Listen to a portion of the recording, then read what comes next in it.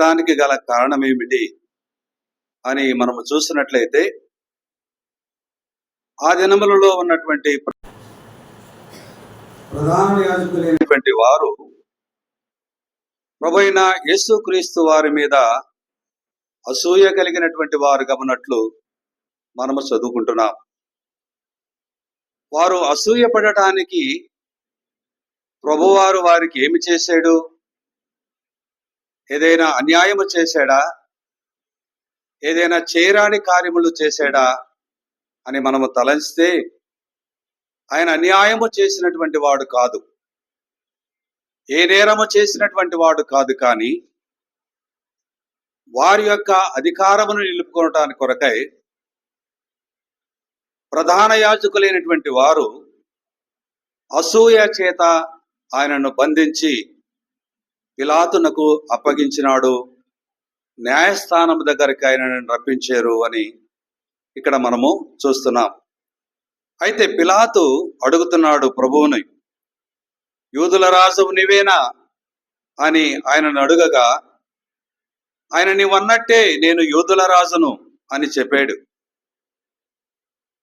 ఇక్కడ మనము చూస్తే 3వ వచనములో ప్రధాన యాజకులు ఆయన మీద అనేకమైన నేరములు మోపారు.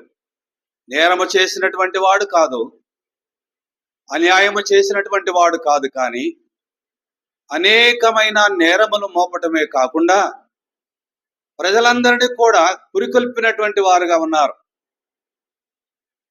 యేసు ప్రభు వారిని సిలువ వేయాలి, సిలువ వేయండి అని ప్రజలను పురికొల్పినటువంటి ప్రధాన యాజకులు కనబడుతున్నారు. ఇక్కడ ప్రజలైతే ఊరగా చూస్తున్నారు, కానీ అసూయ చేత బంధించబడటం మనం చూస్తున్నాము. అనేకమైన నేరములు మోపటం చూస్తున్నాము. తర్వాత ప్రజలను పురికొల్పి యేసుక్రీస్తు ప్రభువారిని సిలువ వేయాలి అని ప్రజలను రెచ్చగొట్టి ప్రజల చేత పిలాతునకు చెప్పిస్తున్నటువంటి సందర్భాన్ని ఇక్కడ మనం గమనించగలుగుతున్నాం. వారి యొక్క అసూయ అనేది ఎంత భయంకరమైనదో ఇక్కడ మనము చూస్తున్నాం. ప్రజలను రెచ్చగొట్టి ప్రభువును సిలువకు అప్పగించాలి అనేటువంటి తలంపు ప్రధాన యాజకులలో ఉన్నటువంటి ప్రప్రదమైనటువంటి అసూయకు కారణమై ఉంటున్నది. ఒకవేళ నేరము చేస్తే నేరము చేసిన వాడు శిక్ష అనుభవించటం అది సరియే, కానీ నేరము చేసినటువంటి వాడు కాదు మన ప్రభు. అయితే పిలాతు అడుగుతున్నాడు, న్యాయస్థానం ఎదుట నిలబడి, నువ్వు యూదుల రాజువేనా? అవును, నేను యూదుల రాజుని. మరి వీరి నేరములు నీ మీద మోపుతున్నారే, నువ్వేం మాట్లాడవేంది అని అడిగితే ఆయన మౌనమును దాల్చినటువంటి వాడై ఉన్నట్లు ఇక్కడ మనము చూస్తున్నాం. ఇక్కడ 6వ వచనములో చూస్తే, ఆ పండుగలలో వారు కోరుకుని ఒక ఖైదీని పిలాతు విడిపించువాడు. ఏ పండుగ అది అంటే పస్కా పండుగ. పస్కా పండుగలో ఆ దినాలలో ప్రధాన యాజకులు లేదా ఈ ప్రధాన యాజకుల మీద అధికారి అయినటువంటి పిలాతు ఒక ఖైదీని విడుదల చేసే అది ఆచారము కలదు. అయితే ఇప్పుడు ఎవరిని విడుదల చేయాలి? అన్యాయము చేత బంధించబడిన క్రీస్తును విడుదల చేయాలా? నరహత్యకు చేత అనేకులను భయపెట్టి అధికారులను ఎదిరించి నరహత్య చేయటం వలన బంధించబడినటువంటి బరబ్బాను విడుదల చేయాలా? ఒక నేరస్తుడను విడుదల చేయాలా? ఏ నేరము చేయనటువంటి మన ప్రభువైన యేసుక్రీస్తు వారిని విడుదల చేయాలా? ప్రజల చేత రెచ్చగొట్టిస్తున్నాడు ప్రధాన యాజకులు. ఏ నేరము చేయలేదు కదా ఆయన, ఎందుకు ఆయనను శిక్ష విధించాలని పిలాతు అడుగుతున్నా, కానీ ప్రజలను రెచ్చగొట్టి ప్రధాన యాజకులు అసూయ చేత ఆయనను చంపడానికి ప్రయత్నం చేసిన సందర్భాలు కనబడుతున్నాయి. అయితే ఇప్పుడు బరబ్బాని విడుదల చేయాలా? క్రీస్తుని విడుదల చేయాలా? బరబ్బానే విడుదల చేయాలని వారు కేకలు వేశారు. బరబ్బా నేరస్తుడు, అనేకమైన హత్యలు చేసినటువంటి వాడు, అనేకులకు మరి బాధ కలిగించినటువంటి నేరస్తుడు. అలాంటి నేరగాడైనటువంటి బరబ్బాను విడుదల చేయమని కోరుకోవటం, ఏ నేరము చేయనటువంటి ప్రభువును ఆయనను శిక్షకు పాత్రులుగా చేయమని అడగటం ఎంతో విచారకరమైనటువంటి పరిస్థితిగా ఈ భాగంలో మనం చూస్తున్నాం. అయితే ఇక్కడ మనం చూసినట్లయితే, అందుకు పిలాతు ఎందుకు అతడు యేసుడు కార్యము చేసినని వారిని అడగగా వారిని సిలువ వేయమని మరీ ఎక్కువగా కేకలు వేసిరి. పిలాతు జన సమూహమును సంతోషపెట్టుటకు మనస్సు గలవాడై వారికి బరబ్బాను విడుదల చేసి యేసును కొరడాలతో కొట్టించి సిలువకు అప్పగించెను. అధికారి అయినటువంటి పిలాతు ప్రజలను జనసమూహములను సంతోషపెట్టడానికి ఇష్టపడినటువంటి వాడై నేరస్తుడైనటువంటి బరబ్బాను విడుదల చేసి నేరము చేయనటువంటి క్రీస్తును ఆ సిలువకు అప్పగించినట్లు మనము చూస్తున్నాం. ప్రభునందు ప్రియులారా, ఈ ఆరాధన సమయంలో మనము నేర్చుకోవాల్సినటువంటి పాఠం ఏమిటంటే, నేరస్తుడైనటువంటి బరబ్బాను విడుదల చేయటానికి ప్రజలందరూ కూడా ఒప్పుకున్నారు. ప్రధాన యాజకుల చేత ప్రధాన యాజకులు వారిని ఉరికొలిపోయి ఆ స్థితిలోనికి నడిపించారు. కారణం ఏమిటంటే, అసూయ అనేది ఇక్కడ ప్రారంభమైనది. అసూయ చేత క్రీస్తును అప్పగించటానికి వారు ఇష్టపడ్డారు. ఒక నేరస్తుడైనటువంటి వారిని, బందీగా ఉన్న వాడిని విడిపించడానికి ఇష్టపడ్డారు. ఇది అన్యాయమైనటువంటి తీర్పుగా ఈ భాగంలో కనబడుతుంది. పిలాతు కూడా ఆయన నేరము చేయలేదని ఆయనకు అర్థమైనది, ఆయనలో ఏ తప్పు లేదని అర్థమైనది. కానీ ప్రజలను సంతోష పెట్టడానికి కొరకై, ప్రజల యొక్క మన్నలను పొందటానికి కొరకై ఆ ప్రభువును సిలువకు అప్పగించిన సందర్భాన్ని కనబడుతుంది. మన జీవితాల్లో దీన్ని అన్వయించుకుంటే, మన జీవితాలు కూడా మనము కూడా ఎలాంటి వారం అంటే బరబ్బా లాంటి వారమే. బరబ్బా లాంటి జీవితము కలిగినటువంటి వారమే.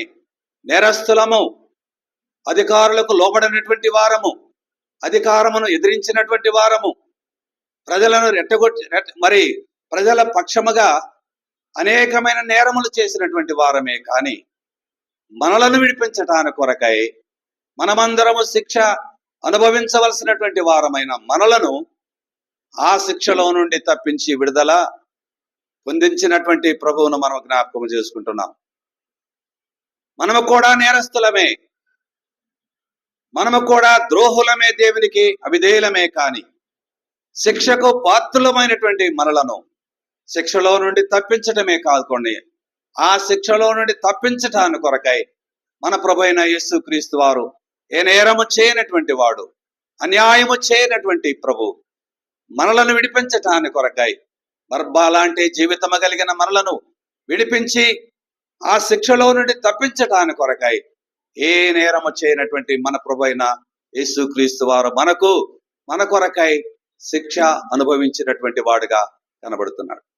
ఆయనలో నేరము లేదని అక్కడ స్పష్టముగా కనబడుతుంది. కానీ అసూయ చేత ఆయనను చంపించాలని కోరుకున్నారు.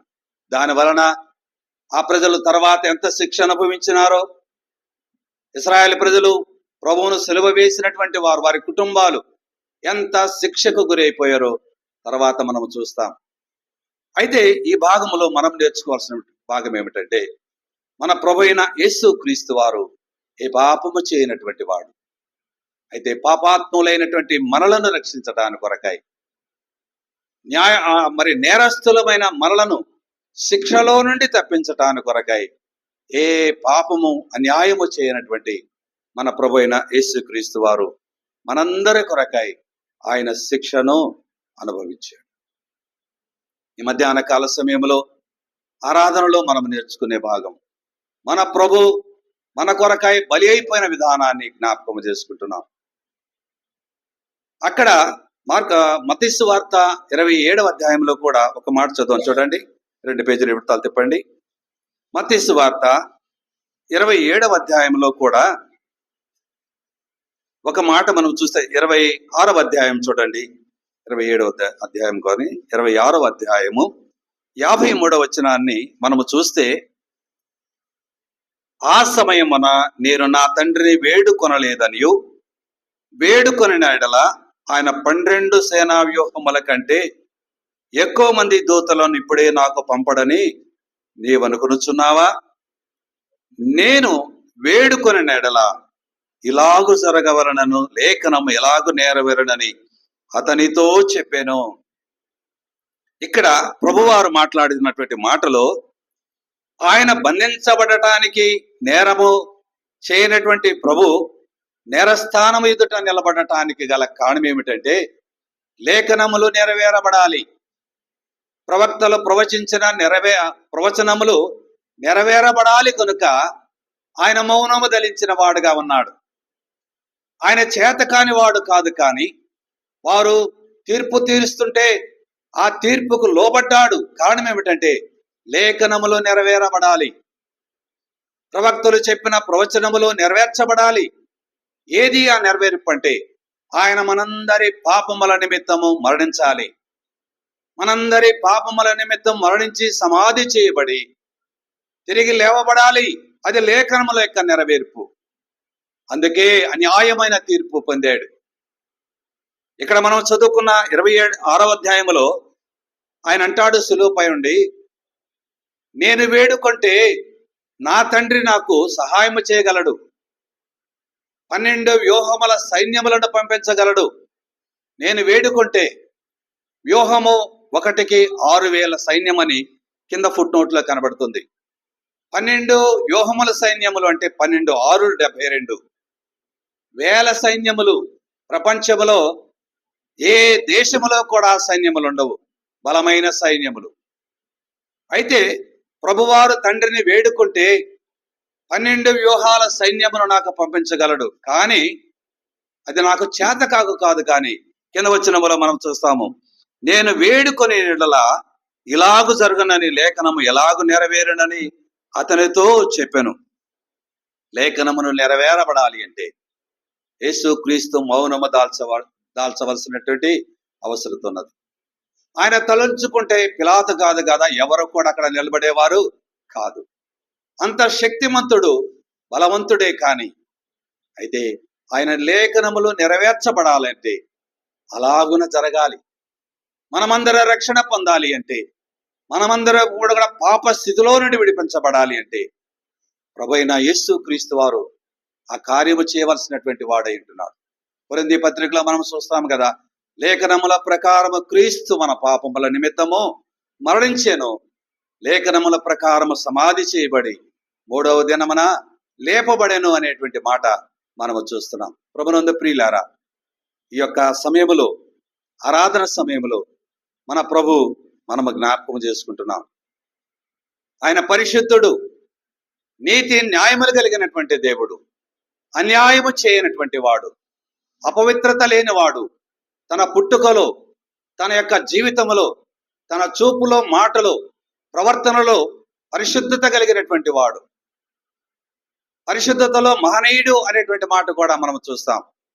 అలాంటి పరిశుద్ధుడు అపవిత్రులైనటువంటి మనలను, బరబ్బా లాంటి స్వభావము కలిగినటువంటి మనలను విడిపించటానికి కొరకై ఆయనే కలువరి సిలువలో మనందరి కొరకై మరణించి శాపగ్రస్తమైనటువంటి మరణాన్ని అనుభవించాడు. కారణం ఏమిటంటే, మనము చేసినటువంటి అపరాధములు, మనము చేసినటువంటి అతిక్రమములు, మన దోషములు తండ్రికి దేవునికి యొక్క శిక్షకు గురి కావలసినటువంటి వారమైంటుండగా, ఆ తండ్రి యొక్క శిక్ష నుండి మనలను తప్పించటానికి కొరకై ఆ ప్రభువే తను తాను తగ్గించుకొని మనందరి కొరకై శిక్షను అనుభవించి కల్వరి సిలువలో మన కొరకై ప్రాణం అర్పించినటువంటి ఆ ప్రభువును జ్ఞాపకం చేసుకుంటున్నాం. ఈ ఆరాధన సమయంలో ప్రభువును మనము స్తుతిస్తూ, ఆయన ఎలాంటి మహిమ కలిగిన వాడో, ఎలాంటి గొప్పవాడో, ఎంత మహోన్నతుడో, ఏ స్థలములో ఉన్నవాడో ఆయన యొక్క గొప్పతనాన్ని మనము జ్ఞాపకం చేసుకోవాలి. మనం ఎంత దరిద్రులమో, దీనస్థితిలో ఉన్నవారమో, అలాంటి మనలను ఏ స్థితిలోనికి నడిపించడానికి ఆయన ఇష్టపడ్డాడో, ఇవన్నీ కూడా మనము జ్ఞాపకం చేసుకోవాలి.